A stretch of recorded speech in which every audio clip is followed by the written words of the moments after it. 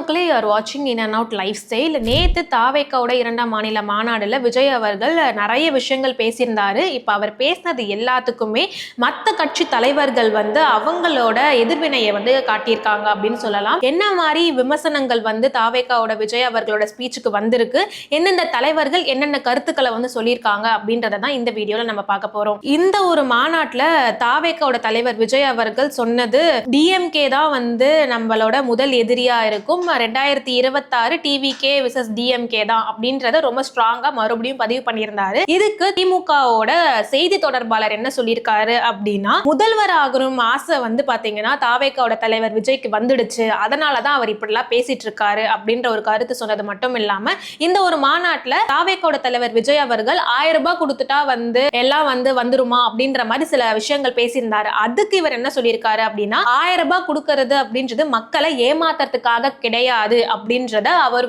அவரோட சைடு விளக்கமா கொடுத்திருக்காரு. இன்னொரு பக்கம் காங்கிரஸோட மாநில தலைவர் என்ன சொல்லியிருக்காரு அப்படின்னா, கூட்டம் சேர்ந்துட்டா எல்லாம் நடந்துருமா, இந்த கூட்டம் எல்லாம் ஓட்டா மாறணும் அப்படின்றதையும் சொல்லி, இன்னொரு பக்கம் இந்த மாதிரி பேசுறதெல்லாம் தாண்டி அவரோட மக்களுக்கான திட்டங்கள் என்ன அப்படின்றத அவர் சொல்லணும். அந்த திட்டங்கள் மக்கள் மனசுல இடம் பிடிக்கணும், அப்பதான் வெற்றி அடைய முடியும். சோ அதை அவர் ப்ராப்பரா பண்ணணும் அப்படின்றத அவரோட கருத்தா சொல்லியிருந்தாரு. இன்னொரு பக்கம் பிஜேபியை பத்தி இந்த ஒரு மாநில மாநாட்டுல ரொம்பவே கடுமையா ரொம்ப ஆவேசமா பேசியிருந்தாருன்னு சொல்லலாம் தாவேக்காவோட தலைவர் விஜய் அவர்கள். அதுக்கு பிஜேபியோட தமிழிசை சவுந்தரராஜன் என்ன சொல்லியிருக்காரு அப்படின்னா, அவர் தாவேக்காவோட தலைவர் விஜய் அவர் ஒரு டாக மென்ஷன் பண்ணியிருப்பாரு, தாமரை இலையில தண்ணீர் எப்பவுமே ஒட்டாது அப்படின்னு சொல்லியிருப்பாரு. அதுக்கு தமிழிசை சவுந்தரராஜன் என்ன சொல்லியிருக்காங்க அப்படின்னா, ஆமா தாமரை இலையில தண்ணீர் ஒட்டாது, ஆனா அந்த தண்ணீர்ல தாமரை மலர்ந்தே தீரும், சோ அந்த மலர்ச்சி அப்படின்றது ஓட்டுக்கெல்லாம் மாறும், தாமரை தமிழ்நாட்டுல மலரும் அப்படின்றத அவங்க பேசியிருக்காங்க. இன்னொரு பக்கம் பாத்தீங்கன்னா சீமான் அவர்களை என்ன சொல்லியிருக்காரு அப்படின்னா, வேலை இல்லாம இங்க நம்ம தமிழ்நாட்டுல நிறைய பேர் இருக்காங்க போல, சோ அதனாலதான் அங்க அவ்வளவு கூட்டம் வந்திருக்கு அப்படின்ற அவரோட கருத்தை சொல்லியிருந்தாரு. இதுக்கு இப்பவே தாவேக்கா தரப்புல இருந்து என்ன பதில் சொல்றாங்க அப்படின்னா, இதுவே அவரோட மாநாட்டுக்கு ஒரு கூட்டம் அப்ப அவங்களுக்கு எல்லாம் வேலை இல்லையா, அப்ப இந்த தமிழ்நாட்டுல இருக்கவங்களுக்கு வேலையே இல்ல அப்படின்னு சொல்லுவாரா அப்படின்ற மாதிரி கருத்துக்குள்ளையுமே சொல்லிக்கிட்டு இருக்காங்க. தாவேக்காவுக்கு இந்த மாதிரி கூட்டங்கள் வந்தா மட்டும் வேலை வெட்டி இல்லாதவங்க நிறைய பேர் இருக்காங்க அப்படின்ற விமர்சனத்தை சீமான் அவர்கள் முன்வைக்கிறாரு அப்படின்னுமே பதிலடி கொடுத்துக்கிட்டு இருக்காங்க. இந்த ஒரு ஸ்பீச்ல தன்னை ஒரு சிங்கமா தாவேக்கா தலைவர் விஜய் அவர்கள் முன்காட்டி தான் பேசியிருந்தாரு. சிங்கம் கரிச்சிச்சதுன்னா அந்த சவுண்ட்ல ஒரு 8 கிலோமீட்டருக்கு சும்மா அதிரும்.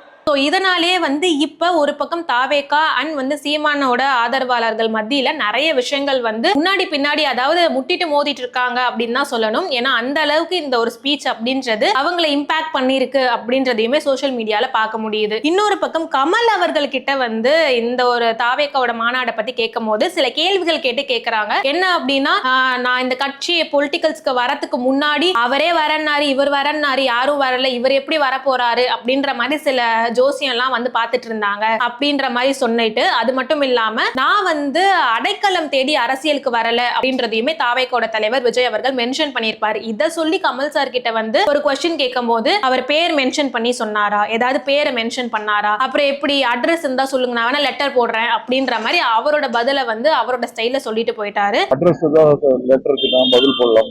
இன்னொரு பக்கம் பாத்தீங்கன்னா சரத்குமார் அவர்கள் என்ன சொல்றாரு அப்படின்னா, நான் அவரோட ஸ்பீச்ல என்னெல்லாம் பேசினாரோ அதெல்லாம் நோட் பண்ணி வச்சிருக்கேன். ஆகஸ்ட் 24ஆம் தேதி கள்ளக்குறிச்சியில ஒரு மீட்டிங் நடக்குது, அதுல நான் என்னோட எல்லா விஷயத்தையும் நான் பேசுறேன். அவர் பாசிசம் பத்தி பேசுறாரு, அத பேசுறதுக்கு அவருக்கு என்ன இது இருக்கு, பாசிசம்னா என்னன்னு ஃபர்ஸ்ட் தெரியுமா தாவேக்காவோட தலைவர் விஜய் அவர்களுக்கு அப்படின்ற மாதிரி சரத்குமார் அவர்கள் அவரோட விமர்சனத்தை முன் வச்சிருக்காரு. இருந்தாலும் ஆகஸ்ட் 24ஆம் தேதி அந்த ஒரு ஈவென்ட்ல தான் இந்த ஒரு விஷயங்கள்லாம் நான் பேச போறேன், இப்போதைக்கு இதை பத்தி எனக்கு பேச முடியாது அப்படின்ற மாதிரி சொல்லிட்டாரு. இதுல என்ன அப்படின்னா, விஜயகாந்த் அவர பேரை விஜய் அவர்கள் மென்ஷன் பண்ணியிருப்பாரு. என்னுடைய அண்ணன் புரட்சி கலைஞர் கேப்டன் விஜயகாந்த். இதனால பிரேமலதா விஜயகாந்த் கிட்ட இந்த ஒரு மாநாட்டை பத்தி கேட்கும் போது அவங்க என்ன சொல்றாங்க அப்படின்னா, கூட்டணியில பங்கு ஆட்சியில பங்குன்னு சொல்லியிருக்காரு, அது வரவேற்கக்கூடிய ஒரு விஷயம் தான். இந்த மாதிரி பாத்தீங்கன்னா எல்லா பவருமே ஒரே ஒருத்தர் கிட்ட இருக்க மாதிரி தான் இப்ப வரைக்கும் இருக்கு. சோ இந்த ஒரு நிலைமை மாறணும், அவர் ஆட்சியில பங்கு அப்படின்னு சொல்லியிருக்கிறது வரவேற்கக்கூடிய ஒரு விஷயமா தான் இருக்கு அப்படின்னு அவங்களோட கருத்தை சொல்லியிருக்காங்க.